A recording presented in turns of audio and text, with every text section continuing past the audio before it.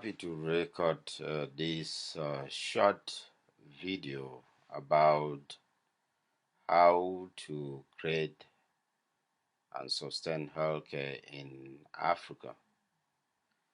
As you can see from the screen so far, the outreach program that was established within Africa, um, villagers did not benefit. In case where there were serious problems, like here, villagers carry the patients right up to where the patient can be treated. The new paradigm which I'm proposing is the use of mobile care clinics which go through the village for screening and treatment, and we'll be concentrating on Bengui district, which is located in Cameroon, Africa. Where the mobile clinic cannot reach, we use a motorbike. As you see, there are so many problems that exist in Africa. You can see here an infant maternity ward and a ward for patients, and here is an operating room. One of the villagers told me when I visited this facility that the hospital kills more than heals. Now, I want to pull you down to the core of what the presentation is, which is Partners Management Engine. This is the new and improved system for Africa. Now, before we can get into that, I want to take you to culture and why we came up with these um, method. As you know, Africa comprises of several cultures and subcultures, excuse me, embedded within the lifestyles. So, culture in Africa is actually a lifestyle that, for us to make gains in healthcare, we need to find ways on how we change some of the belief system that exists for a very long time. Now, why this um, new approach? Um, can you? I cannot go far to remember when World Bank, IMF, they've been doing so much work in Africa with some gains, but those gains are erased within a year. The reason is the solutions that they provide are called intervention, and there is no way for sustainability. So this research focuses on how do we intervene when we have a crisis, and how can we be even proactive rather than retroactive. And so came up with the word race. Race actually applies to certain things that we're going to see and the method that we are using. But culture in itself is very, very strong element to help those suffering in Africa because it is part of their way of life. And so, for change agents, those who want to change the culture and actually make gains so that the people can be can have less diseases and be active in production, and maybe start creating a bottom of middle working class. You have to have courage, you have to be flexible, and then we need strong human relation skills and passion and patience and vision. And these are all part of what I call leadership attributes. So the word race is divided into RACE. For somebody who works in a hospital, you would think this is the code that is used for when there's fire in the hospital. But here, RACE, R stands for rescue, which is the intervention methodologies that we apply at this point. We cannot stop them because there are some cases where we really need them. And for us to sustain, we need to go through these various steps. We rescue, we alert. Alert is very important here in that effective communication is very important within the villages and the communities. They need to understand the nature of the problems. And since most of preventive care is based on personal responsibility, so communication becomes a major aspect of how you transmit the information to them. Content. Content, as you see from the name, micro health means mini and then health.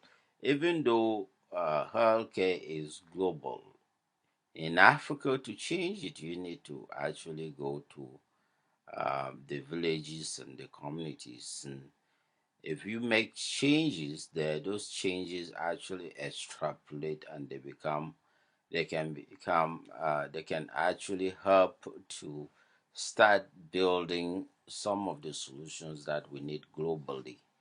Um, I think that when we contend and then we extinguished, which is the last E, is the ability for us to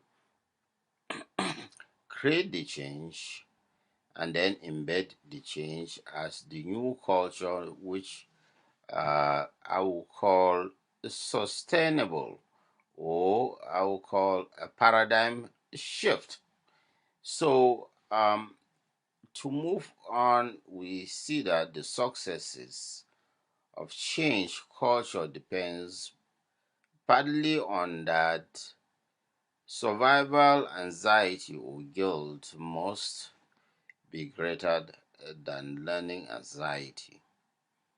And also, learning anxiety must be reduced rather than increasing survival anxiety. Change goal must be defined in terms of the specific problem. Here we going to see how dental problems is a major aspect that causes other diseases and how we can use dental care in order to not only help the people of the region but also perform other services like screening of HIV, AIDS, diabetes, hypertension, cancer, and other diseases. Cultural change requires a period of unlearning that which is psychologically painful.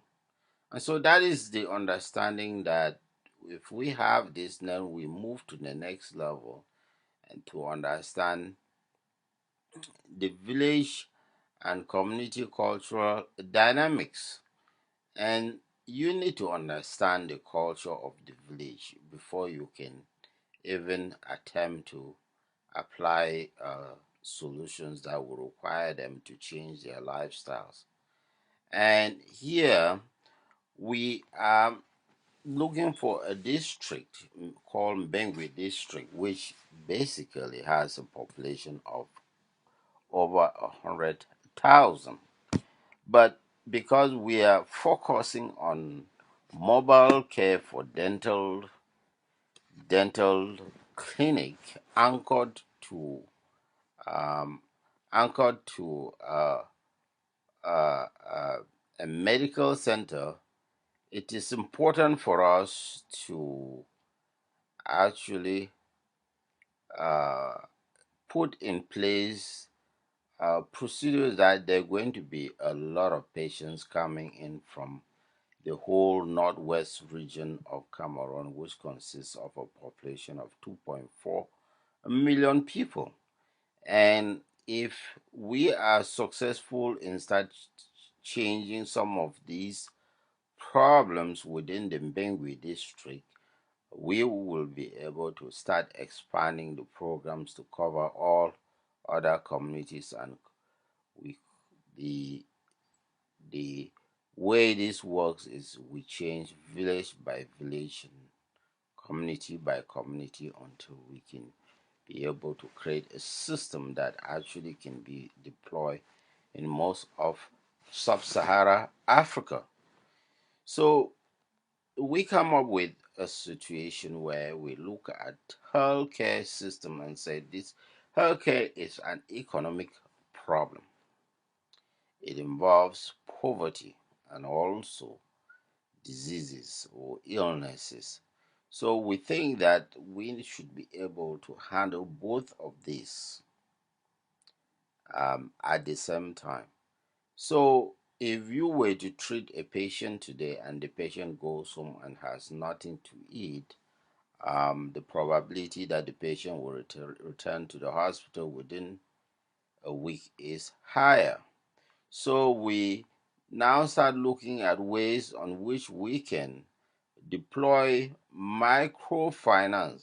Again, a lot of people might ask why microfinance. If you go back to history, you see that Germany started with microfinance, and today is one of the best or one of the economies of the world that people look up to in Europe. Microfinance is a way of giving short-term loans or loans to villagers so that they can invest in small projects such as families. Then the returns are sold, and then the profits are then used for basic necessities. And here, what we do is we give the micro loans to uh, individuals that are capable of working, and they invest in farming like corn and peanuts and beans. And when they sell this product, they make this product produce, they make a profit. And the profit that they make, we put side as a little bit of it towards their health care. And then the little bit of it also is towards repayment of the loan, and the rest is used for basic necessity. The idea here is to gradually introduce what I call quasi medical care, which basically functions like the medical care in the United States. The only difference is that the amount you set aside is used again to repay your bills when you go to the hospital for quote unquote free care. It is subsidized. Those who cannot afford to participate in this program still handled by the hospital through safety net. And my hope is that given the effectiveness of these programs, most of them will want to be able to remain healthy and to start participating in a system that will allow them to enjoy some of the benefits of quality and affordable healthcare of the region.